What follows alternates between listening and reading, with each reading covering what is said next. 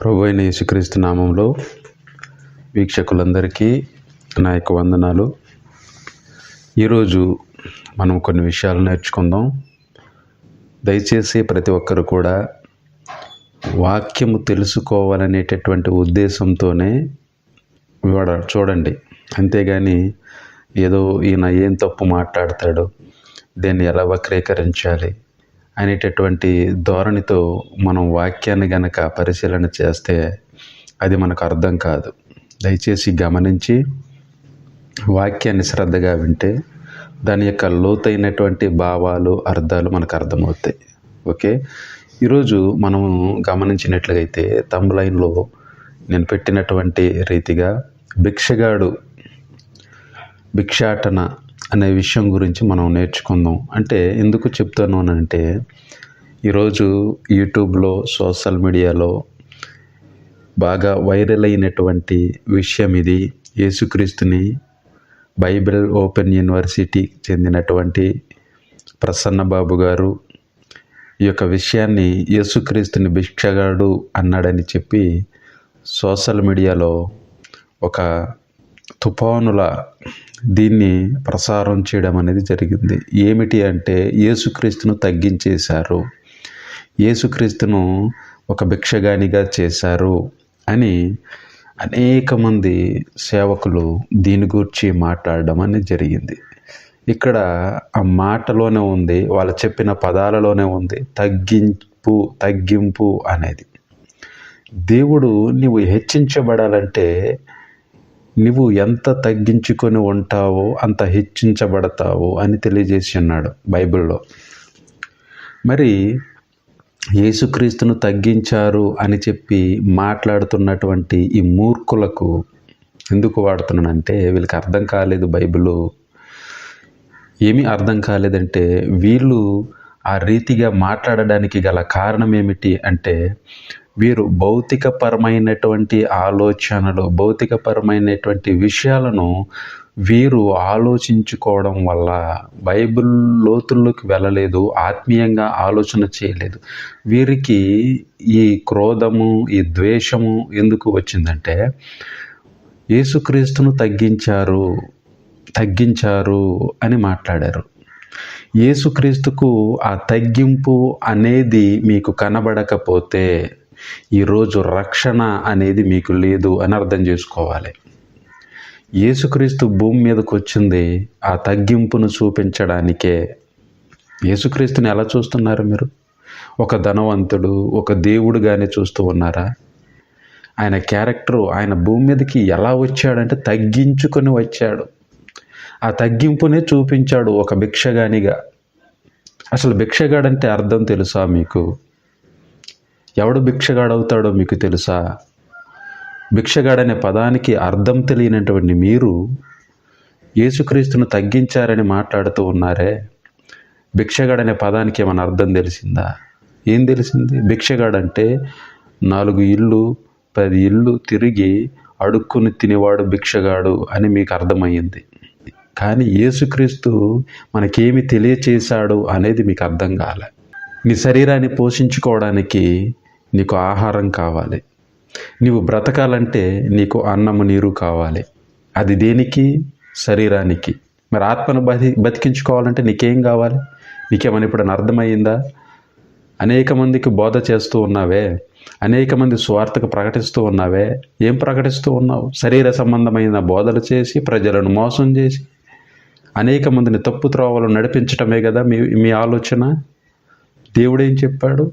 ఆత్మను బట్టి విత్తువాడు ఆత్మ సంబంధమైన ఫలాలు కోసుకుంటాడు, శరీరమును బట్టి విత్తువాడు శరీరమును పంటను కోస్తాడు. మీరు ఏ పంటను విత్తుతూ ఉన్నారు? ఇప్పుడు భిక్షగాడను పేరు పెట్టి శరీర సంబంధమైనటువంటి మాటలు చొప్పించి బైబిల్ ఓపెన్ యూనివర్సిటీని ఒక భిక్షగాల యూనివర్సిటీగా చేస్తూ ఉన్నారు మీరు. భిక్షగాడంటే అర్థం తెలిసిందా? ఓకే, మేము దాన్ని స్వీకరిస్తాం. నేను బీఓయూ యొక్క స్టూడెంట్ని కాదు, బీఓయూ యొక్క ప్రతినిధిని కాదు. నేను బీఓయూ యొక్క బోధలు ఆన్లైన్లో విని నేర్చుకున్నటువంటి ఒక విశ్వాసిని. దేవుని కుమారునిగా, దేవుని ఆలోచనలు కలిగి బైబిల్లో ఉన్నటువంటి వచనాలను అర్థం చేసుకొని మాట్లాడుతున్నటువంటి వ్యక్తిని. యేసుక్రీస్తు ఎందుకు తగ్గించుకున్నాడు, అడుక్కునే స్థితిలోకి ఎందుకు వెళ్ళాడంటే అది ఆయన కోసం కాదు. మీరు ఆలోచన చేయాలి. నాలో పాపం ఉందని మీలో ఎవరు స్థాపించగలరు? ఆయనలో పాపము లేదు. ఆయన అడిగిన దానికి ప్రతిదానికి తండ్రి సమాధానం ఇచ్చాడు, ప్రతిది కూడా ఇచ్చాడు. ఈరోజు నువ్వు అడిగితే దేవుడు నీకు ఇవ్వట్లేదంటే దానికి కారణం ఎవరు? నీ పాపములు. నీకు అర్థం కాలేదు, దేవుడు అర్థం కాలేదు, యేసుక్రీస్తు అర్థం కాలేదు. అందుకే మీకు ఇష్టం వచ్చినట్టుగా మాట్లాడుతూ ఉన్నారు. యేసుక్రీస్తు ఏం నేర్పించారు మనకి? నేనే మార్గము, నేనే సత్యము, నేనే జీవము. యేసుక్రీస్తు మాట్లాడి ఉన్నాడు. మీకేమన్నా వాక్యం అర్థమైందంటే వాక్యమును బట్టి చూస్తే మీకు లోక జ్ఞానం అర్థమైంది కానీ పరలోక జ్ఞానం అర్థం కాలేదని అర్థమవుతూ ఉంది. అన్నలారా, ఒకసారి ఆలోచన చేయండి. కొన్ని విషయాలు మనం బైబిల్లో చూద్దాం. ఒకసారి పేతురు రాసినటువంటి పత్రిక మనం చూస్తే పేతురు గారు ఏం చెబుతూ ఉన్నారో ఒకసారి మనము ఆలోచన చేస్తే, పేతురు గారు రాసినటువంటి మొదటి పత్రిక 2వ అధ్యాయము 21వ వచనం చూస్తే, క్రీస్తు కూడా మీ కొరకు బాధపడి మీరు తన అడుగు జాడల యందు నడుచుకున్నట్లు మీకు మాదిరి ఉంచిపోయెను. అంటే మనము నిత్య జీవము పొందాలంటే మనకు మాదిరి ఎవరు? యేసుక్రీస్తు వారు. ఆయన మనకు మాదిరి. మాదిరి అంటే ఆయనలా మనం చెయ్యాలి. యేసుక్రీస్తులా మనం నడిస్తేనే, యేసుక్రీస్తులా మనం అడిగితేనే, యేసుక్రీస్తులా మనం ఉంటేనే, అంటే ఆ పరిశుద్ధత కాపాడుకొని ఆయనకలాగా తగ్గించుకొని ఏ పాపము చేయకపోయినా కానీ ఆయన దిగదార్చుకొని దీనుడుగా, రిక్తునిగా, దరిద్రునిగా చేసుకొని తండ్రిని అడగడం అనేది మనకు నేర్పించాడు. ఆయన కోసం కాదు, ఆయన వచ్చిందే మన కోసం. మనకి ఆస్తులు, అంతస్తులు, సంపదలు ఉన్నాయని మనం హెచ్చించిపోవడం కాదు. అవేమి ఉన్నాను అవి ఈ లోకం వరకే. నీకు పరలోక ధనం కావాలంటే ఇప్పుడు నీవు దేవుని దగ్గర ఏ రీతికి అడగాలి, ఏ రీతిగా అడుక్కోవాలి అనేది యేసుక్రీస్తు వారు చేసి చూపించారు. అది నచ్చలేదు అని నీవంటే, ఆనాడు శాస్త్రులు, పరిచర్యలు ఏ రీతిగా అయితే ఈయన పాపిల యొద్దకు వెళుతూ ఉన్నాడు గనుక ఈయన కూడా పాపే అని చెప్పి యేసుక్రీస్తుకు ముద్ర వేసి ఉన్నారు. మేము పరిశుద్ధులము అని చెప్పి శాస్త్రులు, పరిచర్యలు గొప్పలు చెప్పుకొని ఉన్నారు. అందుకే అలాంటి మూర్ఖులకు యేసుక్రీస్తు ఒక మాట చెప్పాడు, రోగికి వైద్యుడు అవసరము, ఆరోగ్యము గలవారికి, నీతిమంతులకి వైద్యుడు అవసరం లేదు. ఈరోజు మేము భిక్షగాళ్ళము. మేము ఈ లోకధనము కోసం మేము అడుగుతలేదు. పరలోక సంపద, పరలోక ధనము, వాక్యము మేము అడుక్కుంటా ఉన్నాం. మీరు శాస్త్రులు, పరిచర్యల వలె మేము జ్ఞానవంతులము, మేము అడుక్కోము, అంత దిగజారిపోమని చెప్పి మీకు మీరు చెప్పుకుంటున్నారు. జాగ్రత్త, మీరు నరకానికి పాత్రులవుతూ ఉన్నారు. జాగ్రత్త. యేసుక్రీస్తు చెప్పాడు, నేను పాపుల యొద్దకు వెలుచు ఉన్నాను, పాపులను రక్షించడానికి వచ్చానని. ఆ పాపులు రక్షణ పొందాలంటే దేవుని దగ్గర ఏ రీతిగా అడుక్కోవాలో ఆయన నేర్పించి ఉన్నారు. ప్రియులారా, అది తగ్గింపు జీవితం అంటే. ఈరోజు మీకు లేకపోవడం వల్ల ఈ రీతిగా మాట్లాడుతూ ఉన్నారు. ఇంకో మాట మనం చూద్దామండి. ఇక్కడ మనం చూస్తే పేతురులో, క్రీస్తు కూడా మీ కొరకు బాధపడి మీరు తన అడుగు జాడల యందు నడుచుకున్నట్లు మీకు మాదిరి ఉంచిపోయెను. ఆయన పాపము చేయలేదు, ఆయన నోట ఏ కపటమును కనబడలేదు. ఆయన దూషింపబడి బదులు దూషించలేదు. ఆయన శ్రమ పెట్టబడి బెదిరింపక న్యాయముగా తీర్పు తీర్చు దేవునికి తన్ను తాను అప్పగించుకొనెను. మీరేం చేస్తూ ఉన్నారు? దాని భావము, దాని అర్థము తెలియక ఆయనను తగ్గించేశారంటే ఆ తగ్గింపు అక్కడ కనబడుతూ ఉంది. మీకు అర్థం కాలేదు. ఈరోజు హెబ్రీ పత్రిక 5వ అధ్యాయం 7వ వచనాన్ని మనము వివరించాలంటే భయపడే రీతిగా మార్చేశారు. క్రైస్తవ సమాజం ఈ హెబ్రీ పత్రిక 5వ అధ్యాయము 7వ వచనాన్ని చదవాలంటే భయపడే రీతిగా చేశారు మీరు. ఆ వచనాన్ని మాట్లాడకుండా చేశారు. దెయ్యము మిమ్మల్ని ఆ రీతిగా వాడుకుంది. ఎందుకు అంటే అక్కడ క్రీస్తు యొక్క తగ్గింపు కనబడుతూ ఉంది. మనము కూడా ఆ రీతిగా తగ్గించుకొని అడిగితే మనకు పరలోకం వస్తుంది, నిత్య జీవం వస్తుంది. దేవుడు మనకిస్తాడు, మన తగ్గింపును చూసి ఇస్తాడు. ఈరోజు మీకు అది వంటబట్టడం లేదు, అది ఇష్టము లేదు అంటే ఆ తగ్గింపు జీవితం మీకు ఇష్టము లేదని అర్థమవుతూ ఉంది. అయితే యేసుక్రీస్తు వారు మనకు మాదిరి కాబట్టి ఆయన ఒక విషయాన్ని చెప్పాడు. కొన్ని విషయాలు చెబుతాను, జాగ్రత్తగా వినండి. వీడియో కొంచెం లెంత్ అయినా కానీ సత్యాన్ని తెలుసుకోవాలి అనుకుంటే వినండి. యోహాను సువార్త 6వ అధ్యాయము 27వ వచనాన్ని గనక మనం ఆలోచన చేస్తే, యోహాను సువార్త 6వ అధ్యాయము 27వ వచనాన్ని మనం చూస్తే మంచి విషయాన్ని మనకు తెలియజేస్తున్నాడు. క్షయమైన ఆహారము కొరకు కష్టపడకుడి, కానీ నిత్య జీవము కలుగజేయు అక్షయమైన ఆహారము కొరకే కష్టపడుడి. మనుష్య కుమారుడు దానిని మీకిచ్చును. ఇందుకై తండ్రి అయిన దేవుడు ఆయనకు ముద్ర వేసియున్నాడని చెప్పాను. యేసుక్రీస్తుకు తండ్రి అయిన దేవుడు ఏమని ముద్ర పెట్టాడట? క్షయమైన ఆహారము కొరకు కష్టపడుకుడి, అక్షయమైన ఆహారము కొరకే కష్టపడండి, మనుష్య కుమారుడు దానిని మీకు ఇచ్చును. ఇప్పుడు మనకి నిత్య జీవం ఇచ్చేవారు ఎవరు అంటే, ఎవరినైతే భిక్షగాడు తగ్గించారు అని చెప్పి మీరు మాట్లాడారే ఆ వ్యక్తి మనకు నిత్య జీవం ఇస్తాడని చెబుతూ ఉన్నాడు ఇక్కడ. అంటే ఆయనకు ముద్ర వేసాడట. నీకు నిత్య జీవం రావాలంటే యేసుక్రీస్తులా నువ్వు బ్రతకాలి, యేసుక్రీస్తులా నువ్వు అడగాలి. ఇప్పుడు ఆలోచన చేయి, నీవెంత దిగజారిపోయి అడగాలో. నీవు చేస్తున్నటువంటి పాపాల నిమిత్తం, నీ పాపాలను పోగొట్టుకోవడం కోసం నీవు ఎంతవరకు దిగజారాలి. అక్కడ మనకు ఆయన భిక్షగానిలా కనబడుతూ ఉన్నాడు, కానీ యేసుక్రీస్తు ఇంకా దిగజారిపోయాడు. భిక్షగాని కంట ఇంకా దిగజారి ఆయన చేసినటువంటి గొప్ప త్యాగం ఏమిటో తెలుసా? మరణమగునంతగా అంటే ఆయన మరణాన్ని, అంటే తన ప్రాణాన్ని త్యాగం చేశాడు. భిక్షగాడంటే ఆయన ప్రాణం ఉండగానే అడిగినటువంటి మాట, కానీ అది కూడా చాలదని దేవుని దగ్గర ఆయన చేసినటువంటి త్యాగం ఏమిటో తెలుసా? నిన్ను నన్ను బ్రతికించడానికి తన ప్రాణాలనే త్యాగం చేశాడు. దానికంట తగ్గింపు అది. ఇది అర్థం కాక యేసుక్రీస్తును తగ్గించారు, భిక్షగాడిని చేశారు అని చెప్పి మీకు ఇష్టం వచ్చినట్టుగా శరీర సంబంధమైనటువంటి ఆలోచనలు కలిగి మీరు మాట్లాడుతూ ఉన్నారు. ప్రియమైన దేవుని బిడ్డలారా, ఆలోచన చేయండి. మీకు నిత్య జీవము కావాలంటే నేనే ఇస్తా మీకు అంటున్నాడు. అంటే యేసుక్రీస్తు అది నీవు పొందుకోవాలంటే ఏ రీతిగా అడగాలో నేర్పించాడు అక్కడ. ప్రార్థన అంటే అడగడం, యాచన అంటే అడుక్కోవడం. నీవు ప్రార్థనలో ఏం కనబడాలంటే ఆ యాచన కనబడాలని నేర్పించాడు. అది నీకు అర్థం కాక ఈరోజు మతి చెలించి మాట్లాడుతూ ఉన్నారు. ఇంకో మాట మనం చదువుదామండి. 32వ వచనం నుంచి చూడండి. అక్కడ ఏమనుందంటే, భుజించుటకు పరలోకము నుండి ఆయన ఆహారము వారికి అనుగ్రహించెను అని వ్రాయబడినట్టు మన పితరులు అరణ్యములో మన్నాను భుజించిరని ఆయనతో చెప్పిరి. అంటే అక్కడ ఉన్నటువంటి ప్రజలు యేసుక్రీస్తుని అడుగుతున్నారు. అరణ్యంలో ఇశ్రాయేలులు బ్రతకడానికి, వారు భుజించడానికి తండ్రి అయిన దేవుడు పరలోకము నుంచి మన్నాను కురిపించాడు అని చెప్పి వాళ్ళని యేసుక్రీస్తుని అడిగారు. కాబట్టి యేసుక్రీస్తు అంటా ఉన్నాడు, పరలోకము నుండి వచ్చు ఆహారము మోసే మీకు ఇయ్యలేదు. అంటే మోసే అరణ్యంలో ఇచ్చినటువంటి మన్నా మిమ్మల్ని పరలోకానికి చేర్చదు అని చెబుతూ ఉన్నాడు. ఇప్పుడు నిన్ను పరలోకానికి చేర్చాలంటే నీకు కావలసినటువంటి ఆహారం ఏదో నేను చెబుతానంటున్నాడు యేసుక్రీస్తు. నా తండ్రియే పరలోకము నుండి వచ్చిన నిజమైన ఆహారము మీకు అనుగ్రహించి ఉన్నాడు.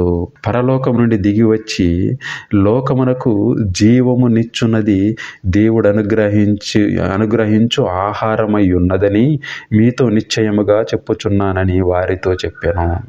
అంటే ఏమిటి ఆ యొక్క ఆహారము? ఏమిటి? పరలోకమందున్న తండ్రి ఆ నిత్యజీవమైన ఆహారము మీ కొరకు పంపి ఉన్నాడు. చూడండి, పరలోకము నుండి దిగి వచ్చి లోకమునకు జీవమునిచ్చున్నది దేవుడు అనుగ్రహించు ఆహారమునై ఉన్నదని నిశ్చయముగా చెప్పుచున్నానని మీతో చెప్పాను. కావున వారు, ప్రభువా, ఈ ఆహారము ఎల్లప్పుడూ మాకు అనుగ్రహించుమనిరి అని ఇప్పుడు చెప్తున్నారు చూడండి. అయితే వాళ్ళు తిన్న ఆహారము భుజించి కూడా వారు చనిపోయారు. అయితే ఆ ఆహారము మాకు అనుగ్రహించు అని ఇప్పుడు వాళ్ళు అడుగుతున్నారు. ఇప్పుడు ఏమంటా ఉన్నాడు? అందుకు వారు, ప్రభువా, ఈ ఆహారము ఎల్లప్పుడూ మాకు అనుగ్రహించుమనిరి. అందుకు యేసు వారితో ఇట్లనెను, జీవాహారము నేనే. నా యొద్దకు వచ్చువాడు ఏ మాత్రమును ఆకలిగొనడు. నా యందు విశ్వాసముంచువాడు ఎల్లప్పుడూ దప్పికగొనడు. మీరు నన్ను చూచి ఉండియు విశ్వసింపకై ఉన్నారని మీతో చెప్పితిని. తండ్రి నాకు అనుగ్రహించిన వారందరూ నా యొద్దకు వత్తురు.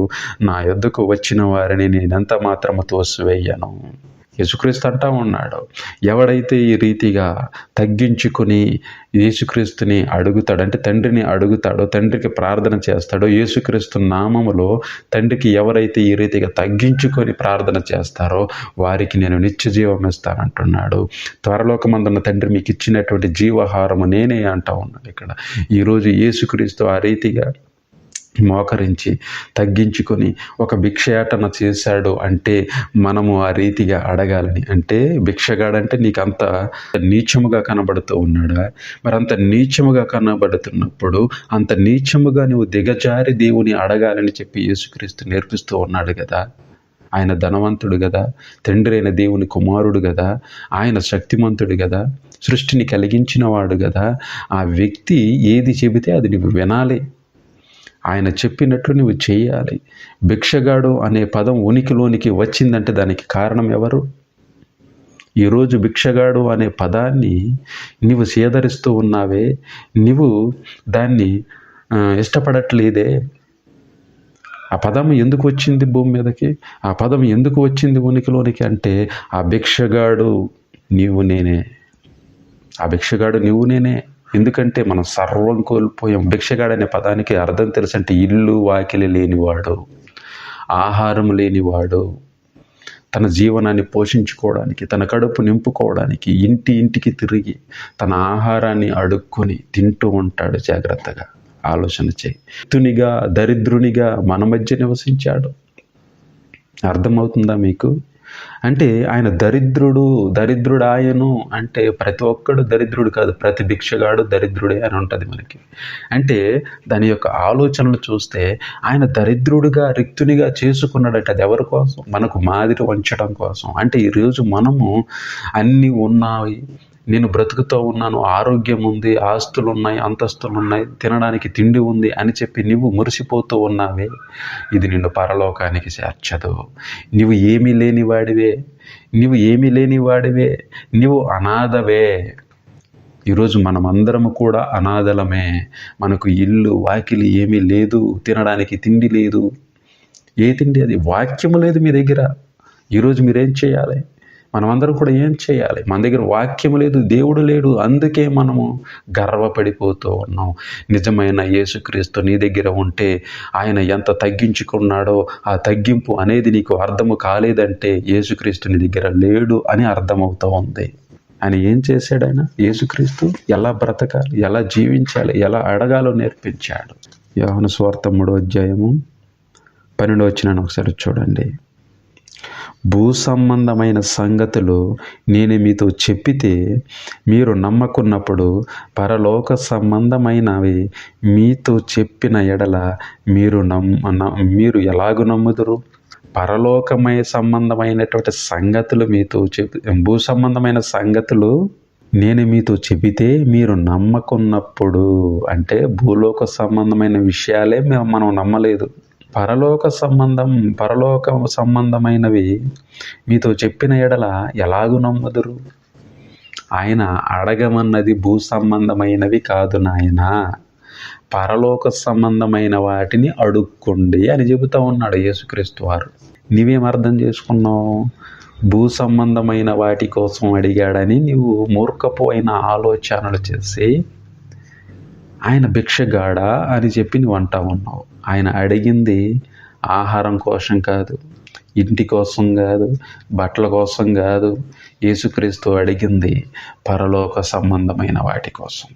భూ సంబంధమైన వాటి కోసం అడుక్కోలేదు ఆయన. పరలోక సంబంధమైన వాటిని ఏ రీతిగా అడుక్కోవాలో మనకు నేర్పించాడు. ఆయన ఉన్నవాడు, అన్ని సమృద్ధిగా కలిగి ఉన్నవాడు. ఒక ధనవంతుడే దిగి వచ్చి తగ్గించుకొని ఈ రీతిగా ఉండాలి అని నేర్పించాడంటే, అది నీకు అర్థం కాలేదంటే మీకన్నా అన్యులు బెటరు. అన్యులకు అర్థమయ్యింది. ఒక భిక్షగాడు అనే సినిమాని వాళ్ళు ఆదరించారు, వాళ్ళు దాన్ని గౌరవించారంటే ఆ సినిమాలో ఉన్నటువంటి ఆ యొక్క భావాన్ని చూశారు. తల్లి కోసం ఆయన ఎంత ధనవంతుడైనా కానీ, నీ తల్లి బ్రతకదు, చనిపోతుంది, దేవుడే నీ తల్లిని కరుణించాలి అంటే ఆయన తన తల్లిని ప్రేమించుకోవడం కోసం తన ఆస్తిని అంతస్తులను విడిచిపెట్టి ఒక భిక్షగాడుగా మారి భిక్షగాళ్లతో కలిసిపోయి ఆయన ప్రేమను చూపించి అనేక మంది ఆయనను దూషించినా కొట్టినా ఏమి చేసినా భరించుకొని ఆయన ఎన్ని దినాలైతే ఉండాలో ఉండి ఆయన నిరీక్షణ కలిగి ఉపవాసం ఉండి ఆయన ఏం చేశాడంటే దేవునికి మొరపెట్టుకున్నాడు. ఆయన ప్రార్థన ఆలకించాడు, తన తల్లిని బతికించుకున్నాడు. ఏమర్థమైంది మీకు? లోకస్తులకే అర్థమయ్యింది కదా ఆ తగ్గింపు జీవితం అనేది. ఒక ధనవంతుడు ఒక ధనాన్ని ఎంత డబ్బు ఉన్నా అది నిన్ను బ్రతికించదు అని తెలుసుకున్నటువంటి ఆయన దేవుడే బ్రతికించాలి, డబ్బుతో కొనలేనివి ఈ లోకంలో చాలా ఉన్నాయని తెలుసుకొని, డబ్బు కాదయ్యా మనల్ని బ్రతికించేది ప్రేమ. ఆ ప్రేమ ఏ రీతిగా ఉంటుందో వాళ్ళు చేసి చూపించారు. మీ మీద మీరు బోధకులని చెప్పుకుంటున్నటువంటి మీ మీద అన్యులు బెటర్ కదా. వాళ్ళు దాని యొక్క అంశాన్ని గుర్తిరిగి ఆ యొక్క ప్రేమను తెలుసుకొని ఆ యొక్క సినిమాను హైలైట్ చేశారు, ఆయనని హీరోగా మెచ్చుకున్నారు. మీరేం చేశారయ్యా? మన హీరోని నాశనం చేశారు కదా, మన హీరోని ఫూల్ చేశారు కదా మీరు. ఆయన తగ్గించుకొని భిక్షగానిలా మరణమగునంతగా తగ్గించుకొని ఆ తగ్గింపు జీవితాన్ని చూపిస్తే మీరు ఆయన భిక్షగాడు అంటారా అన్నారు మీరు. ఈ లోకం బెటరే కదా బాబు, ఈ లోక సంబంధులే బెటర్ కదా మీ మీద. వాళ్ళు ఆయన పాత్రను చూసి ఆయన చేసినటువంటి ఆ సన్నివేశాలు ఆ యొక్క పాత్రను వాళ్ళు మెచ్చుకొని అబ్బా చాలా అద్భుతమైన ప్రసంగం అని చెప్పి వాళ్ళు దాన్ని హెచ్చించారే, దాన్ని గర్వంగా ఆయన గురించి చెప్పుకున్నారే. మీకేమయ్యింది? మన యేసుక్రీస్తు అంత తగ్గించాడంటే నీవెంత గర్వపడాలి. ఈరోజు బైబిల్ ఓపెన్ యూనివర్సిటీని కానీ ఆ పదాన్ని వాళ్ళు వక్రీకరించారని మీరు చెబుతున్నారే, మేము గర్వపడుతూ ఉన్నాం. ఎందుకు అంటే మీకు అర్థం కాలేదు, మాకు అర్థమయ్యింది. మీకు అర్థం కాలేదని మీకు మీరే చెప్పుకున్నారు. యేసుక్రీస్తు మీకు అర్థం కాలేదని మీకు మీరే చెప్పుకున్నారు. మత్తయి సువార్త 7వ అధ్యాయము 7వ వచనాన్ని కనుక చూస్తే, అడుగుడి మీకు ఇయ్యబడును, వెదకుడి మీకు దొరుకును, తట్టుడి మీకు తీయబడును. అడుగు ప్రతి వాడును పొందును, వెదుకువానికి దొరుకును, తట్టువానికి తీయబడును. మీలో ఏ మనుషుడైనను తన కుమారుడు తన్ను రొట్టెను అడిగిన ఎడల వానికి రాతినిచ్చున, చేపను అడిగిన ఎడల పామునిచ్చున. మీరు చెడ్డవారయ్యుండియు మీ పిల్లలకు మంచి ఈవులనియ్య నెరిగి ఉండగా పరలోకమందున మీ తండ్రి తన్ను అడుగువారికి అంతకంటే ఎంతో నిశ్చయముగా మంచి ఈవులను ఇచ్చును. కావున మనుష్యులు మీకు ఏమి చెయ్యవలెనని మీరు కోరుదురో అలాగుననే మీరును వారికి చేయుడి. ఇది ధర్మశాస్త్రమును ప్రవక్తల ఉపదేశమునై ఉన్నది. యేసుక్రీస్తు ఏమని చెబుతూ ఉన్నాడు? ఎలా అడగాలని చెబుతూ ఉన్నాడు? అడుగుడి. ఇప్పుడు మనం ఏం చేయాలట? అడుక్కోవాలి. ఏం చేయాలి? మనం అడుక్కోవాలి. ఎలా అడుక్కోవాలి? నాకు ఇస్తావా ఇవ్వవా అని కాదు, దోచుకోవడం కాదు, అడిగితే ఇవ్వడని దోచుకోవడం కాదు. మీరు బలాత్కారం చేయుచూ ఉన్నారు, సంఘములోనికి బలవంతముగా సొరబడి ఉన్నారు మీరందరూ. అంటే సంఘములోనికి దేవుడు మిమ్మల్ని పిలవకపోయినా బలవంతముగా సొరబడ్డారు. అంటే ఇక్కడ ఏం జరుగుతూ ఉందంటే, అడుగుడే మీకు ఇయ్యబడును. ఇప్పుడు మనం ఏం చేయాలట? దేవుడు మనకు ఇవ్వాలంటే ఎంత దిగజారిపోవాలో ఆలోచన చేయి. నువ్వు భిక్షగాడైపోతావా? మరణమగునంతగా తగ్గిపోతావా? నీ మీద ఆధారపడి ఉంది, నీ ఆలోచన మీద ఉంది. ఏదో లోక సంబంధమైన వాటిని అడిగినట్టు కాదు, పరలోక సంబంధమైన వాటిని అడగండి. అడుగుడి మీకు ఇయ్యబడును, వెదకుడి మీకు దొరుకును. వెదకండి, వాక్యాన్ని వెదకండి. అంతేగాని ఎవడు దొరుకుతాడా, వాక్యాలను వక్రీకరిద్దాం, ఎప్పుడు దొరుకుతాడా, ఆయన మీద నిందలు పెడదాం అనేటటువంటి ఆలోచనలతో వెతికితే మీకు వాక్యం దొరకదు, నిత్య జీవం దొరకదు. తట్టుడి మీకు తీయబడును. తట్టారా మీరు? తట్టాలనే ఆలోచన మీకు కలగలేదు. అడుగు ప్రతి వాడు పొందును, వెదుకువానికి దొరుకును, తట్టువానికి తీయబడును. మీలో ఏ మనుష్యుడైనను దేవుడు చెబుతా ఉన్నాడు, మీరు అడగండి, తట్టండి, వెదకండి. వెండిని వెదికినట్టుగా, దాచబడిన ధనము వెదికినట్టుగా దేవుని వాక్యాన్ని వెదకండి. దొరకకపోతే అడగండి. దేవుడు చెబుతూ ఉన్నాడు, యేసుక్రీస్తు చెప్పాడు, మీరు అడగమని. ఇప్పుడు నీకేమవుతుంది? అడుక్కుంటున్నాడు అని చెప్పి మీరు నీచముగా మాట్లాడుతూ ఉన్నారే. ఇప్పుడు నీకు పరలోకం కావాలంటే నువ్వేమని అడగాలి? తగ్గింపు ఉండదా? తగ్గింపు లేకుండా అడిగినటువంటి ఇద్దరు వ్యక్తుల గురించి బైబిల్లో రాయబడి ఉంది. నీవు ఇప్పుడైనా చెబుతూ ఉంటావే, ఒక సమరయుడు, ఒక పరిచయుడు దేవాలయంలోనికి వెళ్ళి సమరయుడు అడుగుచూ ఉన్నాడు, నేను ఆకాశమునకు తల ఎత్తుటకు నాకు అధికారం లేదు, నేను ఎత్తుటకు నాకు అంత లేదు అని చెప్పి తనకు తాను తగ్గించుకొని దీన మనస్సుతో తండ్రిని అడుగుచూ ఉన్నాడు, నేను పాపిని అని. మీరేమంటా ఉన్నారు? మేము నీతిమంతులము, ఇదిగో మేము వారానికి 2 మార్లు ఉపవాసం ఉంటున్నాం, 10వ వంతు ఇచ్చేస్తున్నాం, ఇది చేస్తున్నాం, అది చేస్తున్నాం అని చెప్పి మీరేదో గొప్పలు చెప్పుకుంటూ దేవుని నామాన్ని అవమానపరుస్తూ, తగ్గింపు లేకుండా యేసుక్రీస్తు తగ్గించుకొని దేవుణ్ణి అడిగాడు, యాచించాడు అని అడిగితే మీకు బాధ కలుగుతూ ఉందా? తగ్గింపు అనేది ఏంటో మీకు అర్థమయ్యిందా? అర్థం కాలేదు.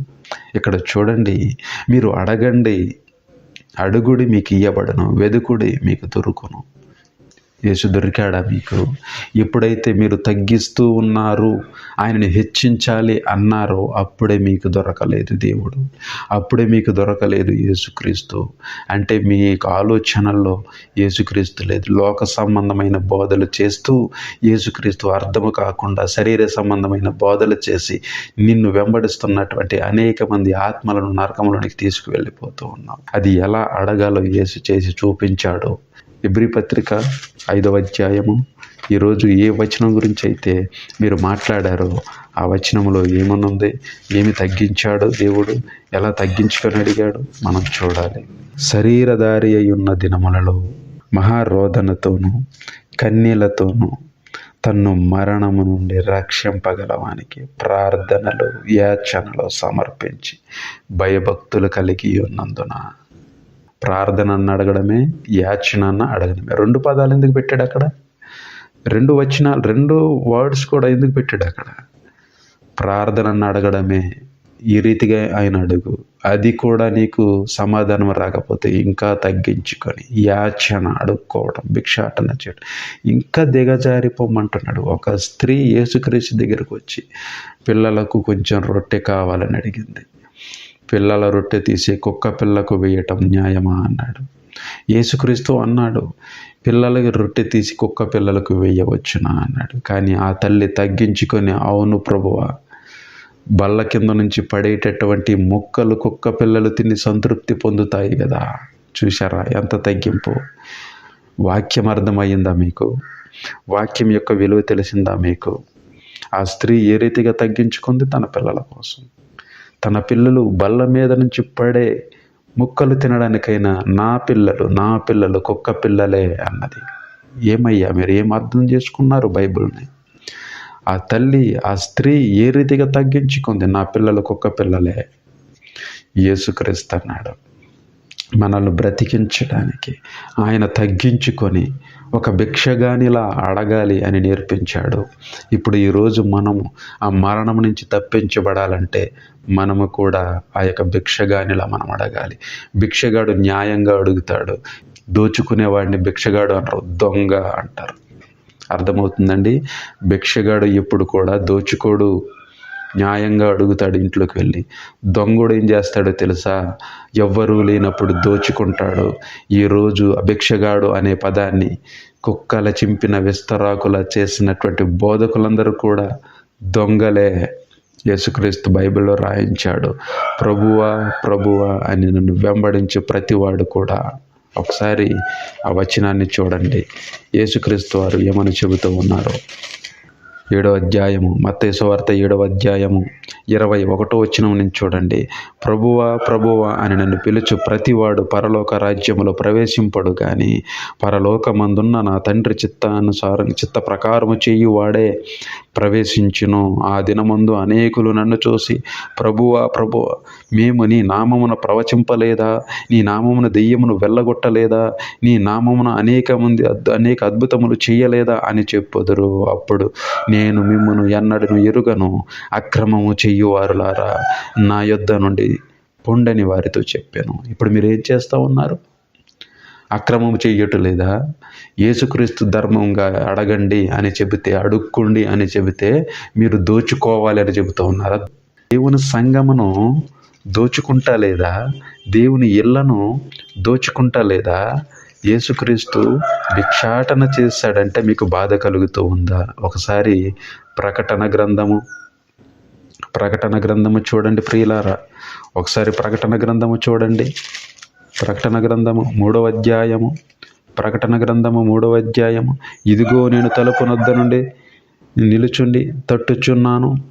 ఎవడైనను నా స్వరము విని తలుపు తీసిన ఎడల నేను అతని యొద్దకు వచ్చి అతనితో నేనును నాతో కూడా అతనును భోజనము చేయుదము. యేసుక్రీస్తు ఇప్పుడు ఏం చేస్తా ఉన్నాడండి? తలుపు నొద్ద నుండి తట్టుచూ ఉన్నాను. ఆయన దోచుకోవడానికి రాలేదు. తలుపు నొద్ద నుండి తట్టుచూ ఉన్నాను. బిచ్చగాడు వస్తాడు, ఇంటి బయట గేటును తడతాడు, అమ్మ ఏదైనా ఉంటే భిక్షం పెట్టమని అడుగుతాడు. ఈరోజు యేసుక్రీస్తు నీ ఇంటికి వచ్చాడు. నీ ఇంటికి ఎందుకు వచ్చాడో తెలుసా? అన్నం అడగడానికి కాదు, నీళ్ళు అడగడానికి కాదు. యేసుక్రీస్తు ఎందుకు వచ్చాడు? ఆయన ఏ ఇంటికి వచ్చాడు నీకు అర్థమయ్యిందా? ఒకసారి ఆలోచన చెయ్యి. యేసుక్రీస్తు తలుపు నొద్ద నుండి తట్టుచూ ఉన్నాడు. ఎందుకు తడుతూ ఉన్నాడు? దేనికోసం తడుతూ ఉన్నాడు? నీకేమైనా అర్థమయ్యిందా? కొరింథీయులకు రాసినటువంటి మొదటి పత్రిక ఒకసారి చూడండి. కొరింథీయులకు రాసినటువంటి మొదటి పత్రిక 6వ అధ్యాయము 19వ వచనం నుంచి చూడండి. మీ దేహము దేవుని వలన మీకు అనుగ్రహింపబడి మీలోనున్న పరిశుద్ధాత్మకు ఆలయమై ఉన్నదని మీరెరుగరా? మీరు మీ సొత్తు కాదు, విలువ పెట్టి కొనబడిన వారు గనుక మీ దేహముతో దేవుని మహిమపరచుడి. ఇప్పుడు మనం ఎవరట? దేవుని ఆలయము, దేవుని ఇల్లు. ఇప్పుడు దేవుని ప్రతి ఇంటి దగ్గరికి భిక్షగాడు ప్రతి ఇంటికి వెళతాడు. తన ఆహారం కోసం, తనకు కావలసింది అడగడం కోసం ప్రతి ఊరు ప్రతి ఇంటికి తిరుగుతూ ఉంటాడు భిక్షగాడు. ఈరోజు యేసు కూడా ఈ లోకంలో ఆయనకి నివాసం లేదు, స్థలము లేదు. అందుకు యేసుక్రీస్తు ఏమని చెబుతూ ఉన్నాడంటే, ఆయన చనిపోయినప్పుడు ఆయన పరిశుద్ధాత్మ ప్రేరణతో చెబుతూ ఉన్నాడు, ఇదిగో పరిశుద్ధాత్ముడు నీ యొద్దకు వచ్చాడు. యేసుక్రీస్తుకు ఉన్నటువంటి నామములో ఒక నామము వాక్యము. ఈరోజు వాక్యము నిన్ను తడుతూ ఉంది, నీ హృదయాన్ని తడుతూ ఉంది. అది దేవుని ఇల్లు. నీవు గుమ్మము తీస్తే నేను ఆ ఇంటిలోనికి వచ్చి ఇద్దరము కలిసి భోజనము చేయవచ్చు. నువ్వు తినే భోజనము కాదు, నువ్వు తినే ఆహారం కాదు, నీ శరీరాన్ని పోషించుకోవడం కోసం నువ్వు తినే అనేక రకాలైనటువంటి ఆహారాలు కాదు. నిత్య జీవాన్నిచ్చే ఆహారం నేను ఇస్తానంటున్నాను. భిక్షగాడు మన ఇంటికి వస్తే ఆ భిక్షగానికి మనము వేస్తాం అన్నం, మనము వేస్తాం ఆహారం. కానీ ఇక్కడ యేసుక్రీస్తు మనకు పెట్టడానికి వచ్చాడు. ఆయన మన ఇంటికి వచ్చాడు. ఆయన తలుపు తట్టాడు. నువ్వు ఓపెన్ చేస్తే, నువ్వు గుమ్మము తీస్తే ఇద్దరు కలిసి భోజనము చేయొచ్చు. ఏ భోజనం అది? మనము తినే ఆహారం అనుకున్నారా? మీకు అదే అర్థమైంది. యేసుక్రీస్తు అడుక్కోవడం అంటే ఆయన వచ్చి ఆహారం అడిగాడా? పరలోకపు ఆహారము నేనే, నిత్య జీవము నిత్య ఆహారము నేనే, నన్ను గనుక నీవు స్వీకరిస్తే, నన్ను గనక నీవు భుజిస్తే నువ్వు నిత్య జీవాన్ని పొందుతావు. ఈరోజు మీరందరూ కూడా దాన్ని వ్యతిరేకించారు, దాన్ని ఇష్టపడలేదు, తగ్గింపు జీవితం మీకు లేదు. అందుకే ఆయన మీకు అర్థం కాలేదు, మీకు దేవుడు తెలియలేదు. ఇక్కడ కొరింథీ పత్రికలో మనం చూస్తాం, ప్రకటన గ్రంథంలో చూస్తాం, ప్రియమైన దేవుని బిడ్డలారా, ఆయన తలుపు తట్టుచూ ఉన్నాడు. ఆయనకి ఇల్లు లేదు, వాకిలి లేదు, ఎవరు ఆయనకి స్థానం ఇవ్వలేదు. ప్రియమైన దేవుని బిడ్డలారా, ప్రతి సంవత్సరం కూడా క్రిస్మస్ పండుగ చేసుకుంటూ ఉంటాం. క్రిస్మస్లో మనం వాడేటటువంటి ఒక మాట, మనం నేర్చుకునేటటువంటి ఒక మాట ఏమిటి అంటే, ఆయన సత్రములో స్థలము లేనందున పశువుల తొట్టిలో పరుండబెట్టబడ్డాడు. సత్రంలో స్థలము లేదంటే ఈరోజు మూర్ఖముగా మాట్లాడేటటువంటి యేసుక్రీస్తు భిక్షగాడు అనేటటువంటి ఈ బోధకులందరూ కూడా యేసుక్రీస్తుకు స్థలం ఇచ్చారా? ఇలాంటి వారు అనేక మంది క్రీస్తుకు చోటు ఇవ్వకపోవడం వల్ల ఆయన ఎక్కడ పరుండబెట్టబడ్డాడు? పశువుల తొట్టెలో. అందుకనే దేవుడు ముందుగానే రాయించాడు, ఆకాశమా ఆలకించు, భూమి చెవియొగ్గు, నేను పిల్లలను పెంచి పెద్దవారిగా చేస్తే వారు నా మీద తిరుగుబాటు. ఇప్పుడు ఈ తిరుగుబాటు ఎవరి మీద ఎగరవేస్తూ ఉన్నారు? మీరు ఎవరి మీద తిరుగుబాటు చేశారంటే దేవుని మీదే. దేవుడు వాక్యం మీకు అర్థం కాలేదు కాబట్టి భౌతికపరమైనటువంటి ఆలోచనలతో, భౌతికపరమైనటువంటి భిక్షాటన మీరు మైండ్లో పెట్టుకొని యేసుక్రీస్తును భిక్షగాడు చేశాడు, తగ్గించేశారని చెప్పి మీరు నిందలు వేస్తూ ఉన్నారా? ఆ తగ్గింపు నీకొద్దా?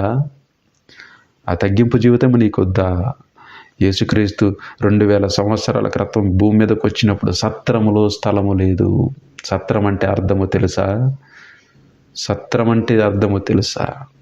మనము ఎక్కడైనా దూర ప్రాంతాలకు వెళ్ళినప్పుడు, విదేశీయులు మన దేశానికి వచ్చినప్పుడు, అంటే యాత్రికులైనా కానీ ఎవరైనా కానీ వచ్చిన తర్వాత వారికి స్థలము యాత్రికులకు విశ్రాంతి చేయడానికి ఏర్పాటు చేసేటటువంటి సత్రములు, వాటినే సత్రము అంటారు. ఈరోజు ఈ లోకములో యేసుక్రీస్తుకు స్థలము లేదు. అందుకని సత్రములో స్థలము లేనందున పశువులు చేర్చుకున్నాయండి. ప్రకృతి చేర్చుకుంది దేవుణ్ణి, మనుషులు చేర్చుకోలేదు. దేవుని ఇల్లు అయినటువంటి నీవు నేను ఆయనను చేర్చుకోలేదు. నీకు తగ్గింపు జీవితము లేదు. ఆనాడు శాస్త్రులు పరిచర్యలు అన్నారు, యేసుక్రీస్తును ఒప్పుకోలేదు. ఎందుకో తెలుసా? యేసుక్రీస్తు ఒక వడ్లవాని కుమారుడు. ఆయనను రాజుగా అంగీకరించడం, యూదులకు రాజుగా అంగీకరించడం వాళ్ళకి ఇష్టం లేదు. ఎందుకు తెలుసా? ఒక వడ్లవాని కుమారుడని. ఈరోజు భిక్షగాడు అంటే ఒప్పుకోలేకపోతున్నావే.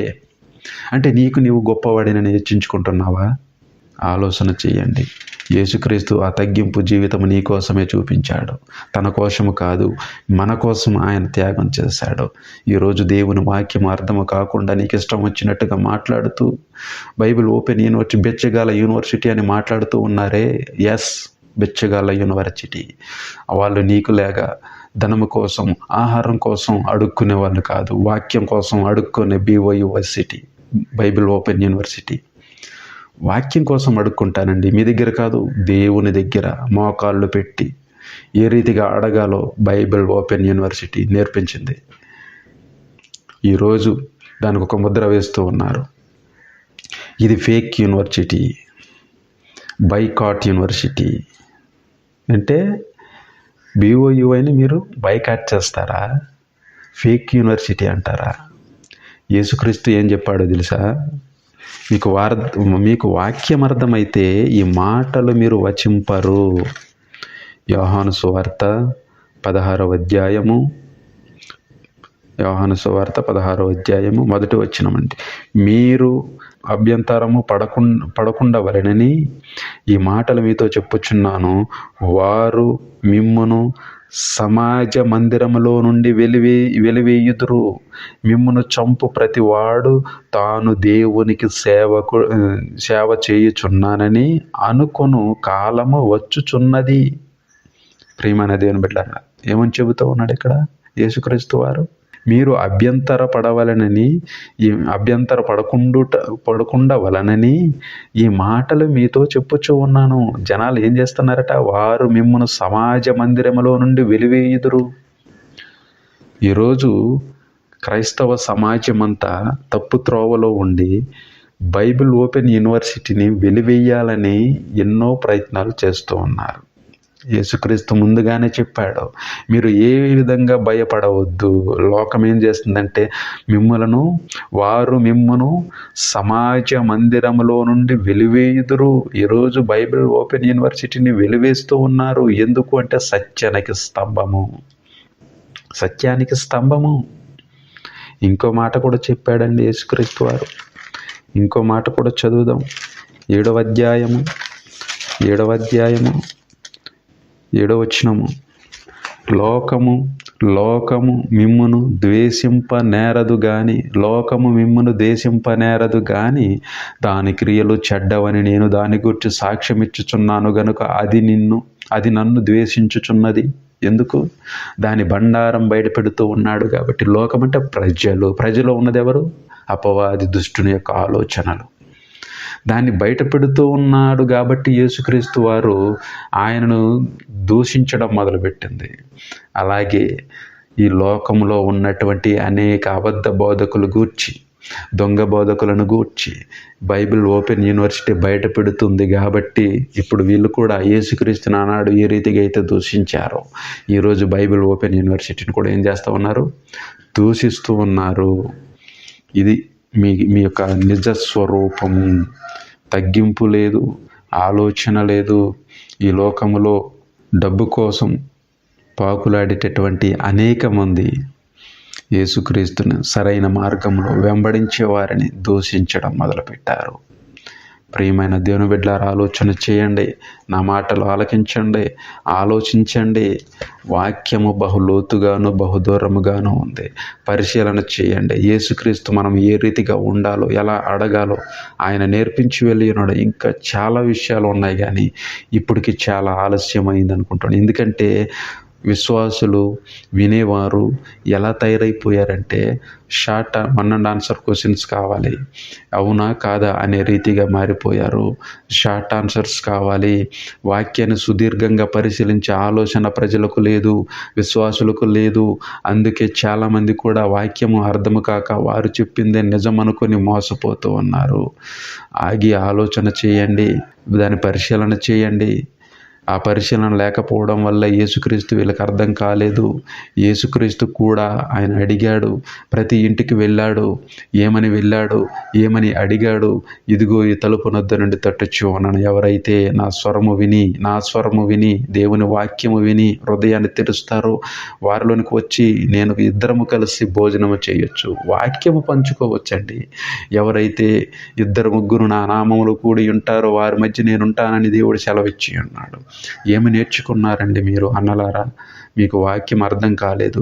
శరీర సంబంధమైన బోధలు చేసి గొప్ప సేవకులమని చెప్పుకుంటూ డబ్బాలు కొట్టుకుంటూ బ్రతుకుతున్నటువంటి మీకందరికీ పరలోక సంబంధమైనటువంటి ఆలోచన అర్థం కాలేదు. ఈ వాక్యం ద్వారా మీకు అర్థమవుతుంది. గమనించగలరని నేను మనవి చేస్తా ఉన్నాను. ఈ మాటలు దేవుడు దీవించునుగాక. ఆమేన్.